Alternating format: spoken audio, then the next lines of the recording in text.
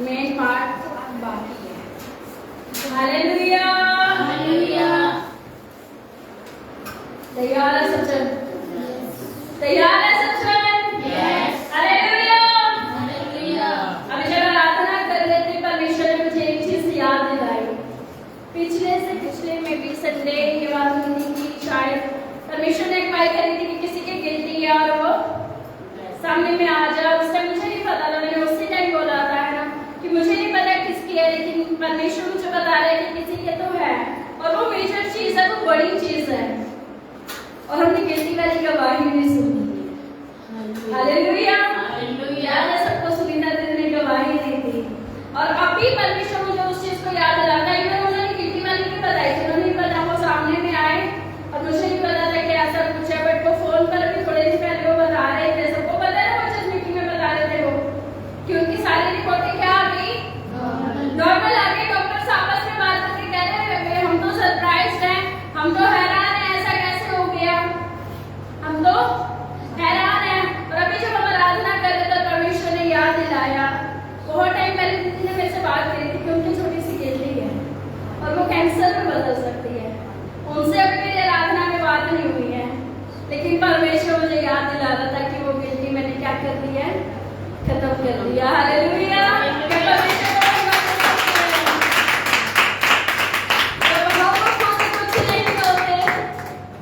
परमेश्वर क्या करता है, क्या करता है वो परमेश्वर? और युद्ध बीमारी का किसका है? किसका युद्ध है वो बीमारी का? परमेश्वर का। बीमारी आपके शरीर में है, लेकिन परमेश्वर युद्धों को लड़ेगा और आपको क्या करेगा? चंगा कर देगा।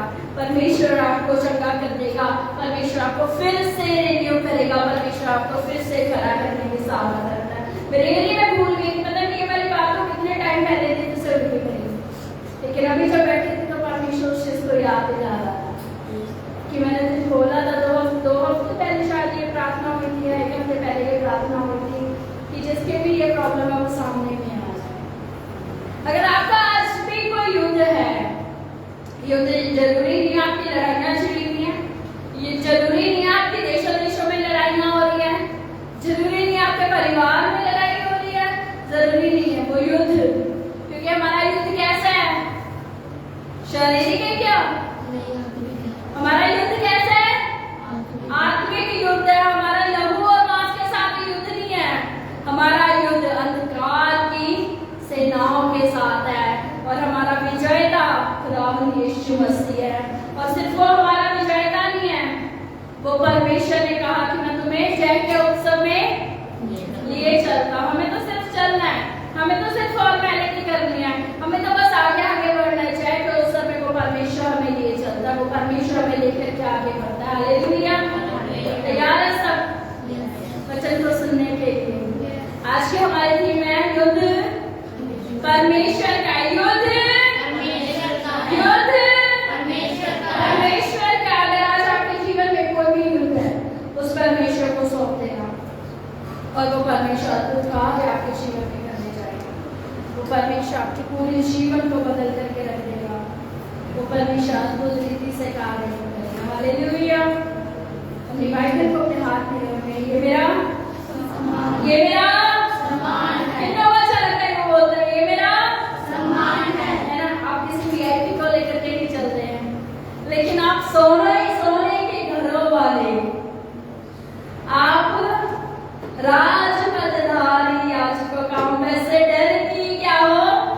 संतान हो। आप राजाओं की संतान हो। ये आपका क्या है? सम्मान है। हालेलुया। ये हमारा सम्मान है, ये आप सबका सम्मान है। आपके पास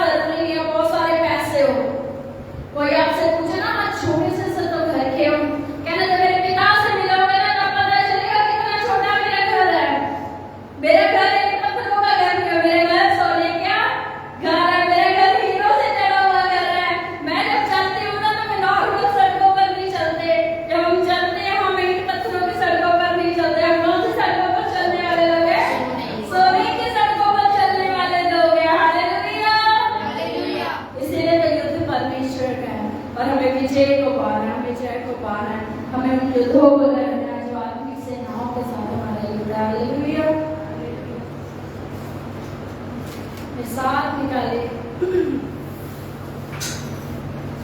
परमेश्वर कई बार ऐसा होता है कि वो हमें चलाना चाहता है, वो हमें दिखाना चाहता है, वो हर पल हमें जिताना चाहता है, लेकिन हम ना कई बार हार मान जाते हैं।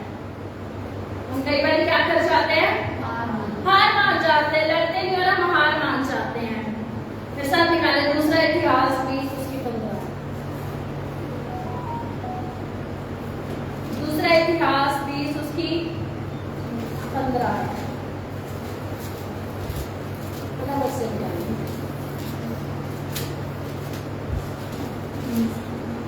20 की 15 से पढ़ना शुरू करें। तब वह कहने लगा, हे सब यहूदियों, हे यरूशलेम के रहने वालों, हे राजा यहोशापात, तुम सब ध्यान दो। यहोवा तुमसे यूं कहता है, तुम इस बड़ी भीड़ से मत डरो और तुम्हारा मन कच्चा ना हो। हाँ जी, क्योंकि युद्ध तुम्हारा नहीं, परमेश्वर का है। हालेलुया। हालेलुया। तुम इस बड़ी भीड़ से क्या करो? मत डरो। तुम अपनी बीमारी से क्या करो? मत डरो। तुम्हारे पास कितना फाइनेंशियल प्रॉब्लम आ रहा है, तुम उससे क्या करो? मत डरो। क्योंकि क्या है? युद्ध परमेश्वर का है। अब जो कुछ भी कर रहे हैं, हम कई बार इंसान की सोच पता कैसे बन जाती है? वो सोचते हैं हाँ बस परमेश्वर में आत्मा उसी में तो बढ़ा सकता है, बस आत्मा में बढ़ाएगा परमेश्वर, बाकी खर्चे तो हमें खुद ही करने हैं, सब कुछ तो हमें खुद ही देखना है, बीमारी से तो हमें खुद ही चंगा होना है, परमेश्वर तो सिर्फ हमें आत्मा में बढ़ाएगा। अभी जब आगे बढ़ेंगे तो मैं आपको सारी चीजों को बताने वाली हूँ। हालेलुया। जब युद्ध उस परमेश्वर का हो जाता है तब आप क्या पाते हैं?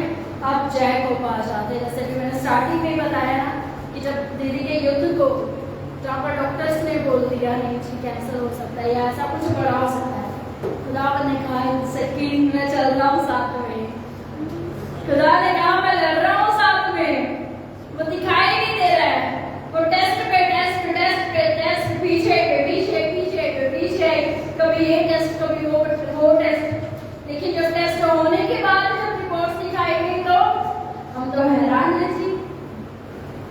उससे पहले क्या दिख रही है? बीमारियां दिख रही है, टेस्ट में भी नजर आ गया, फिर क्या करें? आप कोई दवाई खा रहे हैं, इसी वजह से ऐसा हुआ है। आपने कोई दवाई खाई होगी तभी हुआ ना, दवाई तो खाते हैं हम।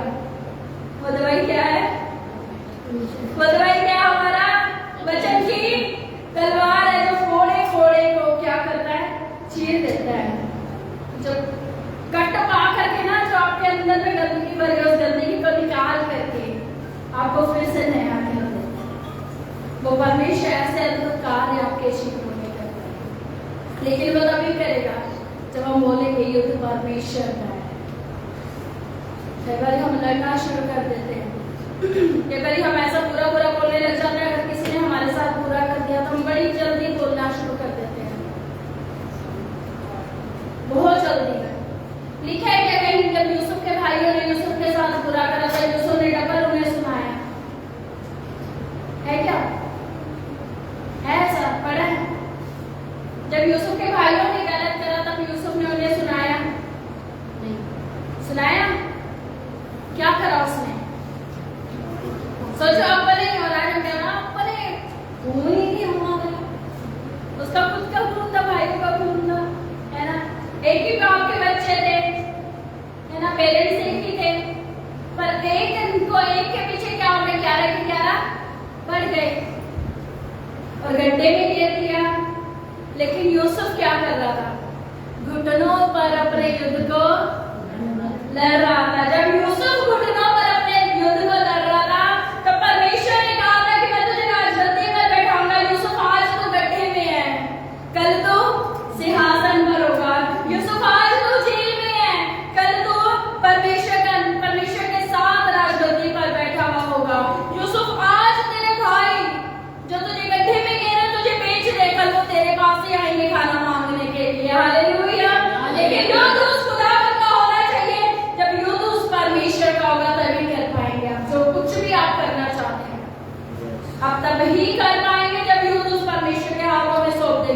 अगर युद्ध उस खुदावन के हाथों में नहीं है तब आप कुछ नहीं कर सकते, कुछ भी नहीं कर पाएंगे, कुछ भी नहीं। फिर हम लड़ते लड़ते लड़ते लड़ते और परेशान और परेशान और परेशान और सिर्फ परेशान होते रहेंगे। और ये लड़ाई यहीं तक नहीं रहेगी, पहले मन में चलेगी, फिर घर में चलेगी, फिर रिश्तेदारों में चलेगी, फिर अलगाव हो जाएगा। क्योंकि युद्ध को क्या करने लग गए, खुद ही लड़ने लग गए। अगर यूसुफ भी सुना देता तो क्या यूसुफ राजगद्दी पर होता, अगर यूसुफ भी बोल देता क्या यूसुफ होता, नहीं होता। उसने क्या करा, आत्मा की तलवार को अपने अंदर में ले लिया, ढाल को रखे रखा। ऐसा नहीं यूसुफ के पास विचार नहीं आए, विचार आए तभी तो उसने सोचा होगा ना, प्रभु मैं तो तेरी आवाज को सुनता जा रहा हूँ, परमेश्वर मैं तो तेरे साथ चलता जा रहा हूँ। गड्ढे से निकला, भाइयों ने बेच दिया, मारा पीटा भी बहुत, बेचने के बाद मुझे जेल में भी डाल दिया, मैंने तो कुछ करा भी नहीं, मुझे व्यभिचार में भी फंसा दिया। प्रभु हमने तो कुछ भी नहीं करा है, लेकिन परमेश्वर एक ही बात यूसुफ को बार बार कह रहा था, यूसुफ युद्ध परमेश्वर का है, यूसुफ तू से चलता जा, युद्ध मेरा है, तेरे आगे लड़ने वाला सेनाओं का यहोवा है। तेरे आगे लड़ने वाला कौन है, सेनाओं का यहोवा परमेश्वर। और जब वो आपके आगे आगे चलता है तब आपको कुछ भी नहीं हो सकता, तब आपका एक बाल भी बाका नहीं हो सकता, क्योंकि युद्ध उस खुदावंद परमेश्वर का है। युद्ध में वो परमेश्वर आपके साथ। कहते हैं ना, लोग रथों को तैयार करते हैं, लोग घोड़ों को तैयार करते हैं, लेकिन विजय किसकी ओर से होती है, सेनाओं के यहोवा की ओर से। गोलियत पूरा तैयार होकर के आया ना, पूरा तैयार, गोलियत पूरा फॉर्म में आया, और जितने उसके साथ लड़ने में आए, जितने उसके साथ लड़ने आए थे, वो सबके सब जितने उसके साथ लड़ने आए थे, वो सबके सब ऐसे हथियारों के साथ आएंगे। लेकिन एक दाऊद आया, एक क्या आया, दाऊद आ गया, छोटा सा बच्चा, वो गोलियत से डरा नहीं, क्योंकि उसे पता मालूम था मेरे साथ चलने वाला कौन है, मेरा परमेश्वर है। और जब उसको पता था मेरे साथ चलने वाला मेरा परमेश्वर है, तो वो डरा नहीं। उसने क्या बोला, मैं सेनाओं के यहोवा के नाम से तुझे क्या करता हूँ, ललकारता हूँ, मैं सेनाओं के यहोवा के नाम से तुझे ललकारने आया हूँ। वो डरा नहीं, वो घबराया नहीं, जबकि सब घबरा रहे थे, सब हंस रहे थे, सब उसका मजाक उड़ा रहे होंगे कि ये बच्चा आया है, ये बच्चा आकर के लड़ेगा। बाइबल में लिखा है, वो बताता है कि क्या कुत्ता समझे है, क्या कुत्ता समझे मुझे, कुत्ते को मारने आए हो क्या, छड़ी लेकर के आ गए जी भाई साहब कुत्ते को मारने। 9 फुट का गोलियत और 1.5 फुट का दाऊद, सोचो कितना डिफरेंट है। आज हम अपनी बीमारियों को 9 फुट का बना लेते हैं, आज हम अपनी प्रॉब्लम्स को 9 फुट का बना लेते हैं। लेकिन आपको पता है, जिसके साथ आप समय बिताते हैं, जो परमेश्वर आपकी ओर से लड़ने वाला परमेश्वर है, वो कितने भी फुट का नहीं है, वो कितने भी फुट का नहीं है। स्वर्ग उसका सिंहासन और पृथ्वी उसके पांव की चौकी, तो फिर उससे क्यों नहीं डर रहे हैं। अब वो 9 फुट की बीमारी, 9 mm की पथरी, 3 mm की पथरी, छोटी सी रसौली क्या करेंगी आपका, जब लंबाई कितनी बड़ी है, स्वर्ग से नापो पृथ्वी तक उसके पांव पहुंचते हैं। जब वो यहोवा जब आपके साथ जब चलता है, तो कोई बीमारी उसके आगे बढ़ी नहीं है, कोई प्रॉब्लम उसके आगे बढ़ी नहीं है, किसी भी तरह की कोई भी चीज उसके आगे में बढ़ी नहीं है, क्योंकि युद्ध उस परमेश्वर का है। लेकिन हम भूल जाते हैं, क्योंकि परमेश्वर हमें दिखाई नहीं देता, हम देखना चाहते हैं ना उसी समय परमेश्वर आप भी कुछ करना, आप भी सब सही हो जाए, हम देखना चाहते हैं।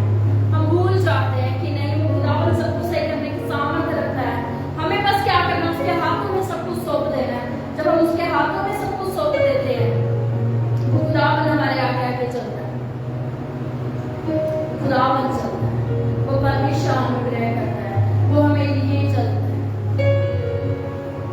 कितने जानते हैं यार की बेटी के बारे में? जानते हैं? जानते हैं सज्जन? जानते हैं ना सज्जन यार की बेटी के बारे में? अभी तो परमेश्वर ने आपको बता दिया ना युद्ध उस परमेश्वर का है। वो युद्ध किसी भी तरह का हो सकता है। यार की बेटी को क्या हो गया था? क्या हो गई थी? मर गई थी वो यार की बेटी, है ना? मर गई थी ना, बीमार हो गई, मर गई। 12 साल का बच्चा, छोटा है ना, मर गई। लेकिन उसको पता था मैं किसके पास जा रहा हूँ, मैं किसके पास जा रहा हूँ। जब मृत्यु जब मेरे पास आ गई युद्ध लड़ने के लिए, तो मैं किसके पास दौड़ूंगा? किसके पास दौड़ूंगा मैं? जीवन के पास। क्योंकि जीवन कौन है? जीवन मार्ग, सत्य और जीवन मैं ही हूँ। उसने तो रास्ते चुन लिए ना। मार्ग यीशु को पकड़ लिया, सत्य यीशु ही है, जीवन उसी से मिलेगा। तो जीवन का मार्ग किया, अपने मार्ग को पकड़ लिया और मार्ग पर दौड़ रहा है, अपने युद्ध को लड़ने के लिए दौड़ रहा है। उसका युद्ध वहां नहीं था कि मैं अपनी बेटी को उठाऊं और मैं रोने लग जाऊं। उसका युद्ध वहां नहीं था मैं अपनी बेटी को लो डॉक्टर के पास जाऊं। वो अपने युद्ध को लड़ने गया, वो अपने युद्ध को लड़ने गया और अपने डेस्टिनी पे क्या हुआ? पहुंच गया, अपने मुकाम पर पहुंच गया। युद्ध उसने तभी जीत लिया था जब वो यीशु के पास पहुंच गया था। हालेलुया। घर में मृत्यु हुई भी है, लोग हंस रहे हैं। जब वो यीशु को लेकर के आया तो लोग क्या कर रहे हैं? मजाक बना रहे हैं। अगर आज आप अपनी स्पिरिचुअल लाइफ में, आपके शरीर में अगर आप मर जाए, अगर आज अपनी स्पिरिचुअल लाइफ में अगर आपको लग रहा है आप मरे हुए हैं, मार्ग, सत्य और जीवन को अपना लेना, मार्ग, सत्य और जीवन ले लेना। और वो मार्ग, सत्य, जीवन, वो रास्ता यीशु की ओर दौड़ता है। और वो यीशु जीवन, और वो सिर्फ जीवन ही नहीं है, वो बहुत आयत का जीवन देने वाला परमेश्वर है। हालेलुया। और जब वो बहुत आयत का जीवन देगा, जब याए के पिता ने यीशु को पकड़ लिया, उसको पता लग गया अब तो यीशु को मैंने पकड़ लिया, लेकिन रुकावट आई फिर से, रुकावट आई फिर से। 12 साल की रोकन, 12 साल की। ध्यान से सुनिएगा, समझिएगा कि क्या चल रहा है। आपके जीवन में भी ऐसा चल रहा होगा। बहुतों के जीवन में हम अनपेशेंस हो जाते हैं ना, है ना? पेशेंस नहीं हमारा होता ना, एटीट्यूड भी आ जाता है, ईगो जाग जाता है। हम तो ठीक नहीं हो रहे, वो भी बोल रहा होगा, पिता परमेश्वर मैं तेरे पास आया हूँ, मेरी बेटी मर गई है, मैंने तुझे बता दिया मेरी बेटी मरी हुई है, पर तू चल नहीं रहा है, तू चल तो सही। आगे 12 साल की रोगन, वो कह रही होगी भैया पहले मुझे ठीक कर दो, परमेश्वर पहले मुझे ठीक कर दो, मैं इसको वो तो मर गई, चलो मर गई, मैं तो बीमार हूँ, मुझे तो ठीक कर दो। वो कह रहा होगा दीदी रुक जाओ प्लीज, पहले मुझे लेके जाने दो, क्योंकि मुझे पता है मैं जीवन के पास आया। लेकिन यीशु भी आराम से उसका पेशेंस परख रहे थे, क्योंकि यीशु को पता चल गया था कि उसने अपना युद्ध अब किसके हाथ में दे दिया है? परमेश्वर के हाथ में युद्ध आ चुका है। अब जब परमेश्वर के हाथ में युद्ध आ गया, जब मृत्यु जीवन के हाथ में आ गई, तो अब मृत्यु रहेगी क्या? अब तो जीवन मिल गया, दुगना जीवन मिल जाएगा। तो कहते कोई बात नहीं, उसको तो जिंदा करना है, तुझे ठीक करना है, इंतजार कर। और वो फर्क था उसके पेशेंस को। जबकि यीशु को पता था मुझे किसी ने छुआ है, फिर भी पूछ रहे हैं किसने मुझे छुआ, किसने मुझे छुआ। अगर आज आप अपनी बीमारियों से चंगे नहीं होते हैं ना, तब आप बोले रह जाते परमेश्वर मुझे चंगा क्यों नहीं कर रहा है? परमेश्वर मैं ही बची हूँ क्या? मैं ही बचाऊँ क्या? बीमारियों से झेलने के लिए मैं ही हूँ क्या? सिर्फ मेरी फाइनेंशियल प्रॉब्लम खत्म क्यों नहीं हो रही है? मैं ही हूँ क्या? मैं तो चर्च भी जा रहा हूँ, मैं तो चर्च भी जा रही हूँ, मैं तो सारे आपके आप को मानती भी हूँ। परमेश्वर यदि आपका कोई चीज ठीक नहीं कर रहा है, आपको जो चीज आपको चाहिए वो आपको नहीं दे रहा, उससे पहले वो आपको आशीष पाने के लिए क्या करता है? तैयार करता है।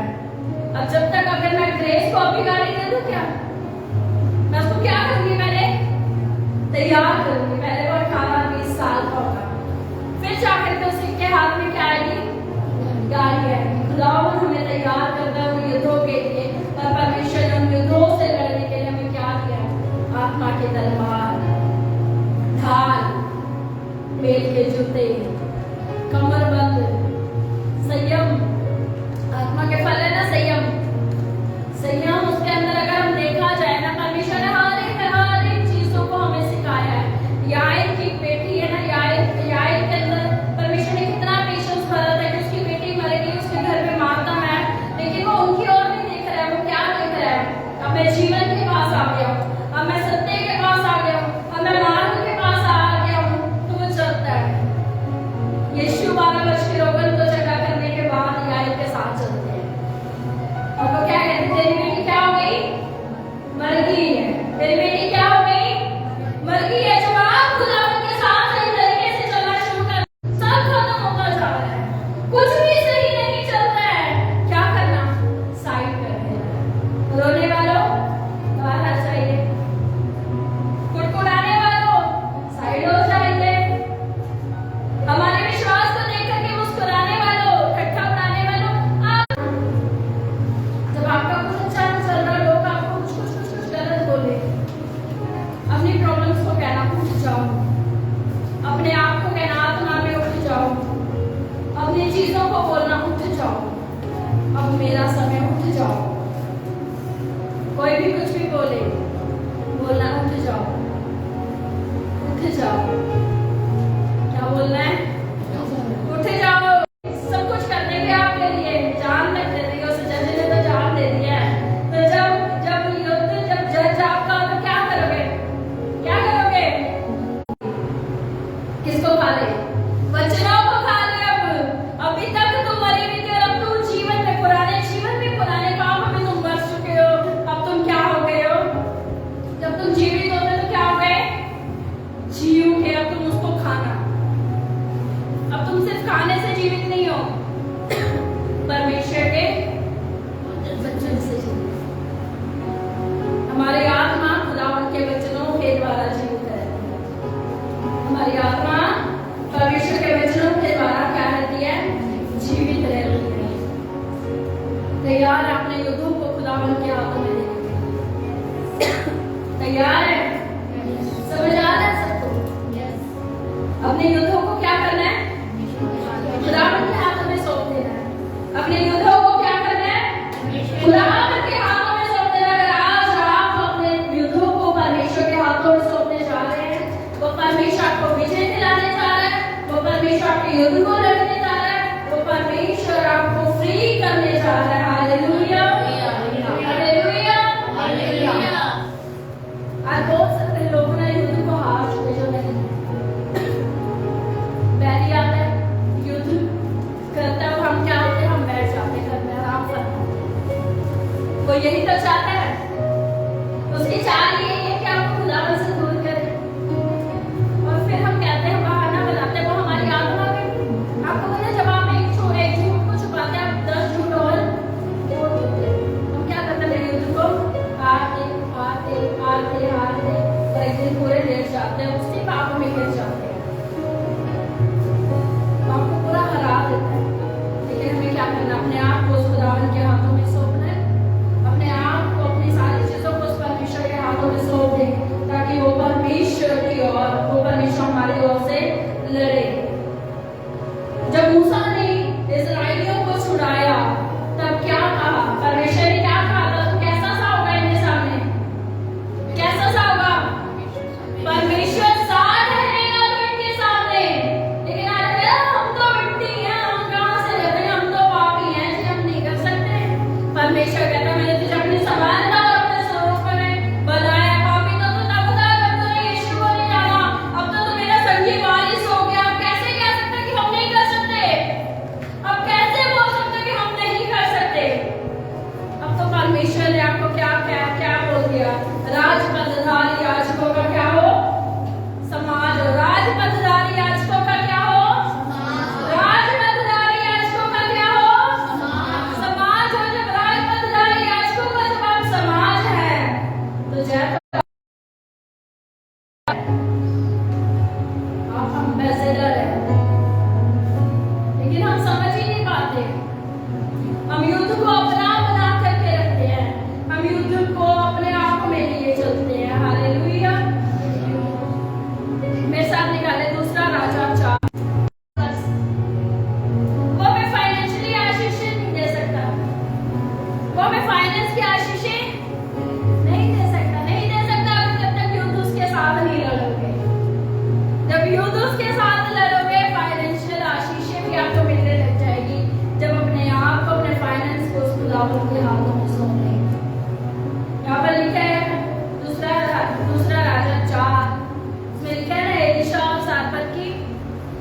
लेकिन वो कौन थी? वो खुदावन के साथ चलने वाली थी।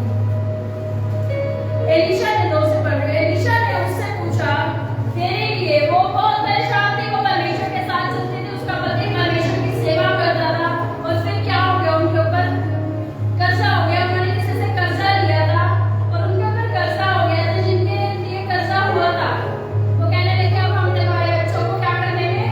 दास बना करके रखेंगे, तुम्हारे बेटों से हम सेवा करवाएंगे, तुम्हारे बेटों से हम क्या करेंगे? सेवा करवाएंगे। कितने हैं आज जिनके ऊपर कर्जा है? कितने हैं भाई? उठा सकते हो, सब जानते हैं, एक दूसरे को कोई बात नहीं, फैमिली है, कर्जा किसी भी तरह का, फाइनेंशियल बर्डन हो, फाइनेंशियल कर्सेस हो, फाइनेंशियल मतलब कर्जे से भरे हुए हो, चिंताओं से भरे हुए, पैसा नहीं आ रहा हाथ में, है ना? नहीं आ रहा, लेकिन युद्ध को हमें क्या करना है? खुदावन के हाथों में सौंपना है। उसने यही कहा, वो चली गई परमेश्वर के दास के पास, उसको अपना पूरा हाल बता दिया, उसको पूरा हाल बता दिया। तो एलीशा बोलता है, एलीशा 2 उसकी आयत में कह रहा 4 उसके 2 में, एलीशा ने उससे पूछा मैं तेरे लिए क्या करूं? मुझे बता कि तेरे घर में क्या है? उसने कहा तेरी दासी के घर में 1 हांडी तेल को छोड़ और कुछ भी नहीं है। 1 हांडी तेल को छोड़ के और मेरे पास कुछ भी नहीं है। उसने परमेश्वर के दास को सारा हाल बता दिया। फिर उसने कहा तू बाहर जाकर अपने सब पड़ोसियों से खाली बर्तन मांग ले आ।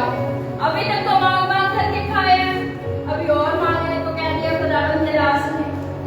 मांग करके तो जी रही थी, परमेश्वर का वचन कहने लगा वो हमेशा मांग रही होगी, लेकिन अब वो मांगने गई तो पहले मांगने गई होगी खाली कटोरी लेकर के थोड़ी सी चीनी दे दो,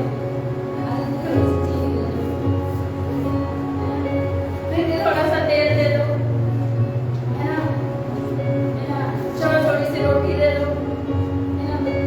कुछ मांगने गई होगी। और जब उसने इतना मांगा होगा, वो क्या हो गई? कर्जदार हो गई। और फिर जब जाती होगी घर में किसी के, तो दरवाजा बंद, कौन आ गई? भाई मांगने के लिए आ गई, आज पता नहीं क्या मांगने आएगी। अब वो पता नहीं इसको क्या चाहिए। जब देखो थोड़े से पैसे दे दो जी, 10,000 दे दो जी, इतने लाख दे दो जी। बैंक वाले बोलेंगे भैया अब नहीं, आपको मिलेगा, अब नहीं मिलेगा आपको, आपने इतना ज्यादा लोन ले लिया, पहले आप दूसरा चुकाइए फिर मिलेगा आपको। लेकिन फिर चली गई, खुदावन के पास गई, उसको बताने गई भी मेरे पास कुछ नहीं है, मेरे पास इतना कर्जा हो गया है, अब मैं कैसे बता दूं? खुदावन का दास क्या कह रहा है, क्या है तेरे पास? बोलता खाली बर्तन लेकर के जा और अपने पड़ोसियों से क्या कर? खाली बर्तन मांग के लेकर के आ। इस बारी गई तो सबने सोचा हाँ भैया अब क्या चाहिए? खुशी बता अब क्या चाहिए? अब क्या लेने आती हूँ मैं से? अभी भी कुछ चाहिए क्या? वो बोल रही होगी ना, अब कुछ नहीं चाहिए, खाली बर्तन है तो दे दो बस प्लीज, खाली बर्तन है तो दे दो। जब आप लोगों को अपनी प्रॉब्लम बताते ना, लोग क्या बोलेंगे? कोई बात नहीं, खुदावन सही करेगा, कुछ नहीं होता, अपना समय आएगा, सब ठीक हो जाएगा। आपने उन्हें बोला मुझे 100 रुपए की जरूरत है, ठीक हो जाएगा सब, चलो कोई बात नहीं। जरूरत किसकी थी? किसकी थी जरूरत? पैसों की थी ना जरूरत, पैसे नहीं देंगे। आपको जरूरत किसकी होगी? प्यार की।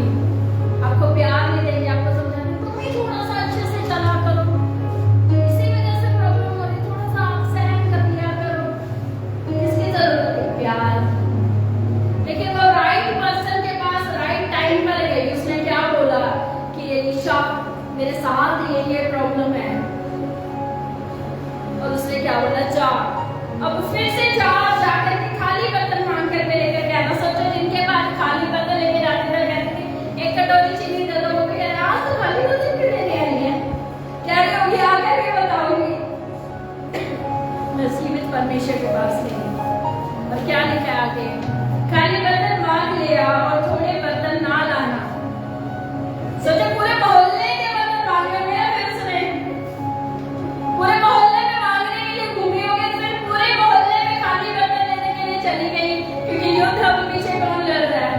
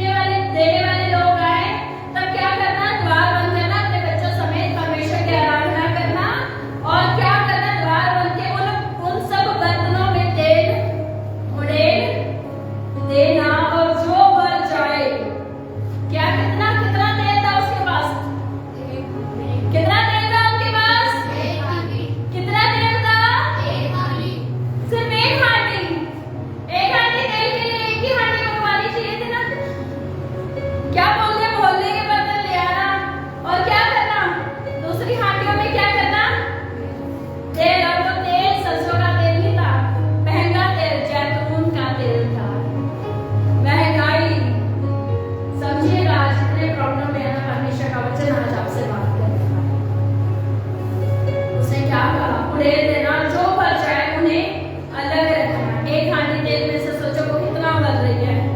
तब मैं उसके पास से चली गई और अपने बेटों समेत अपने घर जाकर द्वार बंद किया। तब वे तो उसके पास बर्तन लाते गए और वह उन्हें दी गई। जब बर्तन भर गए तब उसने अपने बेटों से कहा, मेरे पास एक और भी ले आओ। उसने उससे कहा, और बर्तन दो। आपको समझ नहीं आ रहा है? आपको समझ नहीं आ रहा है? कि अगर आज आपको समझ में आ जाए कि आपकी प्रॉब्लम इतनी सी है और परमेश्वर आपको इतना देने जा रहा है, तो आपका आंसर ऐसा नहीं होगा। उसने क्या बोला? अब और बर्तन लिए, मोहल्ले के बर्तन खत्म हो गए उस एक हांडी तेल में, सारे बर्तन भर दिए गए। वो गवाह ठहर गई। उसने बोला, और बर्तन नहीं है, और बर्तन तो नहीं है। सब तेल रुक गया। तब कहां से आ रहा है? एक हांडी तेल उमड़ता जा रहा है, उमड़ता जा रहा है, उमड़ता जा रहा है। भजनकार कहता, मेरा कटोरा उमड़ रहा है। तेल उमड़ता जा रहा है, उमड़ता जा रहा है, उमड़ता जा रहा है, उमड़ ही जा रहा है। एक हांडी तेल में से इतने बर्तन भर दिए कि जब तक बर्तन खत्म नहीं हुए तब तक तेल नहीं रुका। और जब पता चला, जब तेल रुक गया, तब परमेश्वर का वचन कह रहा, तब उसने जाकर परमेश्वर के भक्त को यह बता दिया और उसने कहा, जा तेल बेच कर ऋण भर दे और जो रह जाए उससे तू अपने और अपने पुत्रों का क्या करना? निर्वाह कर। उसने क्या कहा? आज कहते नहीं, हमारा कर्जा हमें उतारेंगे, हमारे कर्जा हमें उतारेंगे, पैसे कमाने पड़ेंगे। हाँ, आपको कमाने पड़ेंगे, लेकिन जब आप उन पैसों में उस परमेश्वर को अपने साथ ले लेंगे, जब युद्ध को उस खुदावन के हाथों में सौंप देंगे, तो परमेश्वर क्या कहेगा? उस परमेश्वर ने कहा, मैं तुम्हें धन की आशीष दूंगा और उस आशीष में मैं कभी दुख नहीं मिलाऊंगा। लेकिन हम जैसे ही पैसा आते, चलो आज तुम्हें ये दिला दूं, चलो आज तुम्हें ये दिला दूं, चलो आज यहाँ पर थोड़ा सा यहाँ खा लेते हैं, थोड़ा सा वहाँ खा लेते हैं, बजाय इसके कि खुदावन तेरा धन्यवाद, तूने दिया और तू ही संभाल करके रखेगा। परमेश्वर तूने दिया और तू ही मेरे सारे खर्चों को पूरा करेगा। परमेश्वर तूने दिया है और तू ही सब कुछ लेकर के जाएगा। लेकिन जब पैसा आ जाए, कौन परमेश्वर, कौन खुदावंद? दशवांश से रोक करके निकाले। क्यों निकाले? हमारे खर्चे नहीं है क्या? क्यों? फिर ज्यादा तेल का एक उदाहरण बहुत अच्छा है। जब उसके पास कुछ नहीं रहा ना, और वो कहने में कर्जदार हो गई हूँ, फिर उसने एक निर्णय लिया, मैं परमेश्वर के दास के पास जाऊंगी। और जब वो खुदावन के पास गई, जब वो परमेश्वर के पास गई, आज अगर आपके जीवन में ऐसी कोई प्रॉब्लम है, अपने युद्ध को उस खुदावन को दे देना, अपने युद्धों को, अपनी लड़ाइयों को उस परमेश्वर के हाथों में सौंप देना। नहीं तो कर्जों में दबते खत्म हो जाओगे अगर खुद लड़ने की कोशिश करोगे। एक ने लड़ना चाहा खुद से, शिमशोन। एक ने लड़ना चाहा खुद से, शाऊल। क्या हो गया? खत्म हो गए। लड़ना चाहा खुद से। लेकिन जब हम लड़ेंगे उस खुदावन के साथ, जब अपने युद्धों को उस खुदावन के हाथों में दे देंगे, अपना कर्ज भी उतार देंगे और पेट भरे खाने भी पाएंगे। एक हांडी से,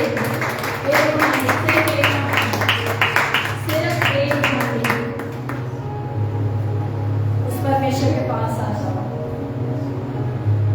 उस परमेश्वर के पास आ जाओ। मोहल्ले का लिया है ना, मोहल्ले में लौटा दोगे और लौटाने के बाद पेट भर खाने भी पाओगे। सिर्फ खुद ही नहीं खाओगे, अपने बच्चों को भी खिलाओगे, अपने रिश्तेदारों को भी खिलाओगे। आज जश्न मनाते हैं और वो जश्न युद्ध हमारा नहीं है, युद्ध यहोवा का है। युद्ध हमारा नहीं है, युद्ध यहोवा का है। हालेलुया। ये युद्ध उस परमेश्वर का है जो कहते हैं ना, फाइनेंशियल आशीष परमेश्वर नहीं दे सकता, वो दे ही सकता है। वो सब कुछ कर सकता है, लेकिन घुटने तो टिकाओ उस परमेश्वर के आगे। काम आपको करना है, आशीष खुदावन देगा। परमेश्वर आपको थोड़े से नहीं खिलाने की क्या करता है? सामर्थ रखता है। ये वही है जिसके पास एक रोटी, कुप्पी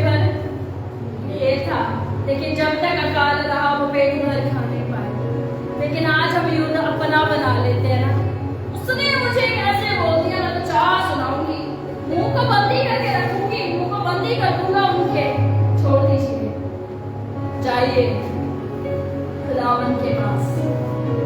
बोले परमेश्वर मैं कुछ नहीं कर सकता, मैं कुछ नहीं कर सकती पिता, मैं अपनी सारी चीजों को आपके पास लेकर के आई हूँ। और जब मैं आपके पास लेकर आया मेरे परमेश्वर, मुझे पता है जब तू स्पॉन्ज को निचोड़ेगा, स्पंज जानते सारे बर्तन धोने वाला भी यूज करते हैं स्पंज, उसमें पानी भरो, भरता जाएगा भरता जाएगा भरता जाएगा। जब आप खुदावंद के हाथों में सौंपते जाओगे सौंपते जाओगे सौंपते जाओगे, फिर जब उसको निचोड़ो तो पानी भर के निकलता ना, बस खुदावंद के हाथों में सौंप दो, वो आशीषों की वर्षा जब उस स्पंज को निचोड़ेगा ना, वो टप टप टप टप टप बनता जाएगा आपके ऊपर बरसता जाएगा। लेकिन उस खुदावंद के हाथों में अपने युद्धों को सौंपना पड़ेगा। हम उस परमेश्वर के हाथों में नहीं सौंपते और हम खुद ही स्ट्रगल करते रहते हैं। हमसे 5 मिनट हुए हैं, उस खुदावंद के हाथों में अपने आप को नहीं सौंपते।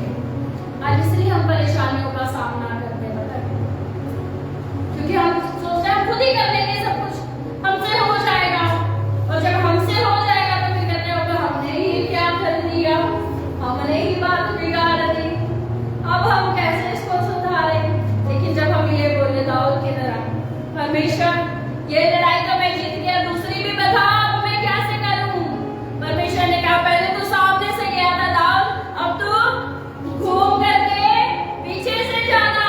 नहीं तो बोल सकता था ना खुदावंद ने तो बताया था सामने से जाओ, तो मैं सामने से जाऊंगा। उसने बोला ये युद्ध मेरा नहीं है, ये युद्ध परमेश्वर का है। और जब युद्ध परमेश्वर का था तो जय भी वही परमेश्वर दिलाएगा। इस्राएलियों का लाल समुद्र में से निकलना आसान बात नहीं थी।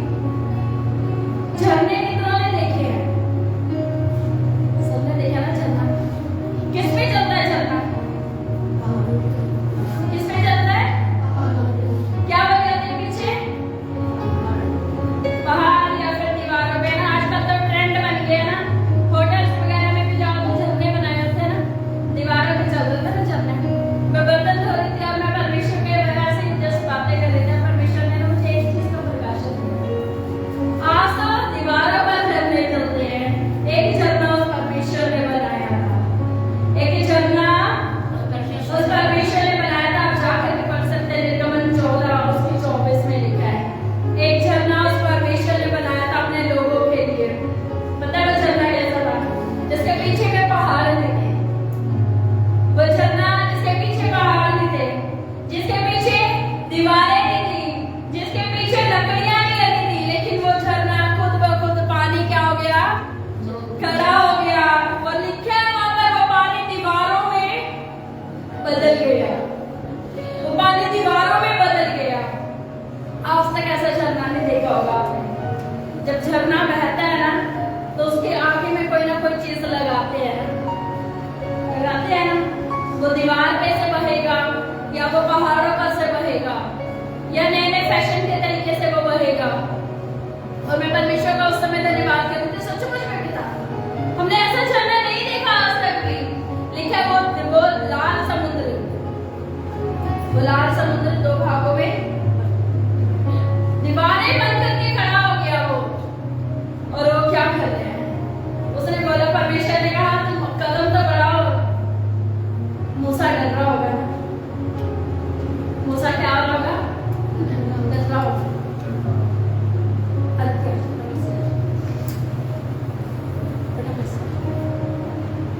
अब मैं तुम्हें ये बोल दूं कि अदिति ये टेबल है और तुम्हें यही से आंखें बंद करके निकल जाओ, पूरा लास्ट तक जाना है, जाओ यहीं से, इधर से नहीं जाना, रास्ता ये नहीं लेना, यहाँ से ही निकलना पूरा। ये चला के नहीं दिखाने की जब मार मार करके चल जाओ, पूरा लास्ट तक जा करके दिखाओ, नहीं जाया जाएगा ना। ऐसे लाल समुद्र था उसके सामने और परमेश्वर ने कहा मूसा, वो कह रहा परमेश्वर लाल समुद्र है, पीछे तेरे लोग भी है साथ में और उसके पीछे दुश्मन है, आगे कुआ पीछे आगे कुआ पीछे, बिना कैसे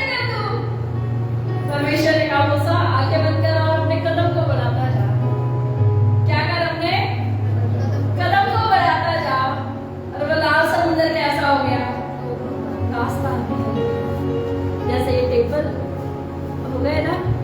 जैसे ये टेबलों के बीच में से रास्ता जाने का, अब जाओगे अदिति? पकड़ जाओ। विश्वास, युद्ध किसके हाथ में हो गया? युद्ध किसके हाथ में हो गया?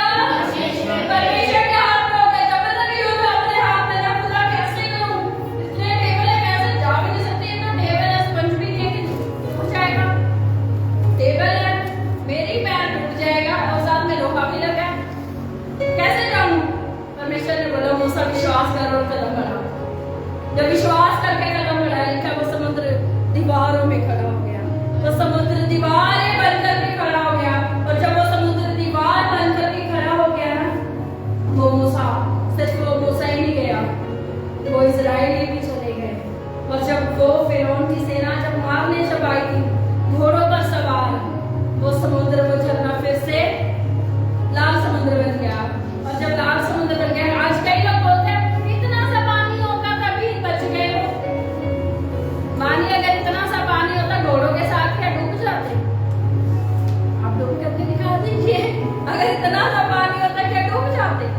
नहीं, लिखा उसकी पूरी की पूरी सेना क्या हो गई? डूब गई। वो फिर से समुद्र बन गया। हालेलुया। युद्ध जब परमेश्वर के हाथों में ना, असंभव कार्य को परमेश्वर संभव कर देगा, लेकिन युद्ध उसके हाथ में होना चाहिए। आपको हर तरीके से सिखाया। अगर आप बीमार है, 12 वर्ष के रोगन के समान, युद्ध उस खुदावन के हाथों में सौंप करके जाना, बोलना परमेश्वर अब नहीं मैं अपनी बीमारी को सह सकता, सह सकती, परमेश्वर अब तो चंगा कर दे। और वो परमेश्वर कहेगा किसी ने तो छुआ है, और जब किसी ने तो छू लिया ना, अब तेरी चंगाई निश्चय की युद्ध तूने उस खुदावन के हाथों में सौंप दिया। जब वो परमेश्वर कहे, जब वो परमेश्वर आपको जब फाइनेंशियल प्रॉब्लम्स हो, तब भी उस परमेश्वर को कहिएगा खुदावन मेरे युद्ध को आप लड़ने। और जब वो युद्ध